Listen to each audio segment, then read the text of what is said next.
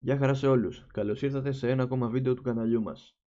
Το σημερινό βίντεο έχει να κάνει κυρίως με την αισθητική των Windows και όχι τόσο με τις επιδόσεις του συστήματος, και πιο συγκεκριμένα θα δοκιμάσουμε να αλλάξουμε τον προεπιλεγμένο κέρσορα των Windows 10 με έναν της επιλογής μας.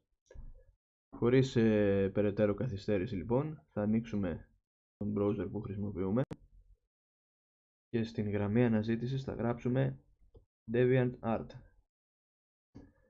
Το DeviantArt είναι ένα site στο οποίο μπορούμε να βρούμε από wallpapers και διάφορους κέρσορες μέχρι ολόκληρα custom θέματα για τα Windows. Εδώ λοιπόν, αφού μπούμε στο site, θα γράψουμε στην γραμμή εντολών Oxy Cursors. Θα χρησιμοποιήσουμε λοιπόν τους Oxy Cursors για το παράδειγμά μας, τους οποίους έχω και εγώ εγκατεστημένους στο σύστημά μου. Αφού λοιπόν πατήσουμε το Enter θα δούμε διάφορες επιλογές. Εμάς όμως μας ενδιαφέρει η πρώτη επιλογή, την οποία και θα κάνουμε κλικ.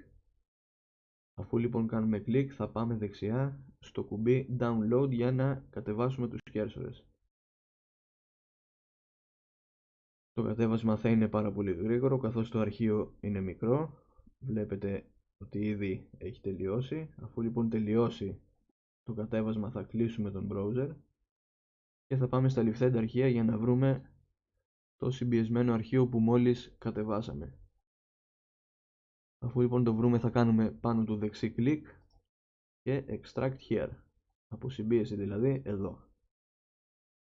Ο κανονικός φάκελος μόλις εμφανίστηκε, διπλό κλικ πάνω του και εδώ θα δούμε διάφορους φακέλους, διάφορα στην ουσία χρώματα των Oxy Cursors, και αφού ρίξουμε μια ματιά και δούμε ποιο χρώμα μας αρέσει θα διαλέξουμε και τον αντίστοιχο φάκελο, για παράδειγμα το μπλε. Διπλό κλικ λοιπόν πάνω στο μπλε και εδώ θα δούμε μία λίστα από αρχεία με διάφορες καταλήξεις. Η κατάληξη όμως που ενδιαφέρει εμάς είναι η INF, το συγκεκριμένο δηλαδή αρχείο.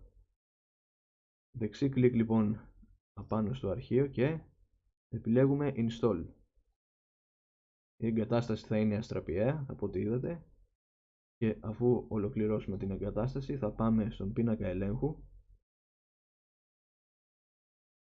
Hardware and Sound, υλικό και ήχος δηλαδή, Mouse, και αφού ανοίξει η καρτέλα με τις διάφορες ρυθμίσεις του ποντικού θα μεταφερθούμε στους pointers και εδώ θα δούμε τη λίστα με τους προεπιλεγμένους κέρσορες που έχουν τα Windows. Όμως θα έχει εγκατασταθεί και ο κέρσορας που μόλις επιλέξαμε, ο μπλε δηλαδή.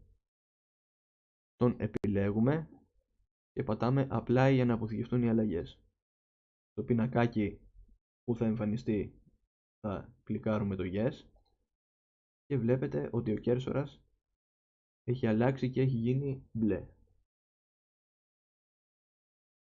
Με αυτόν τον τρόπο μπορούμε να εγκαταστήσουμε και να απεγκαταστήσουμε όσους κέρσορες θέλουμε, αν έχουμε βαρεθεί τον προεπιλεγμένο κέρσορα.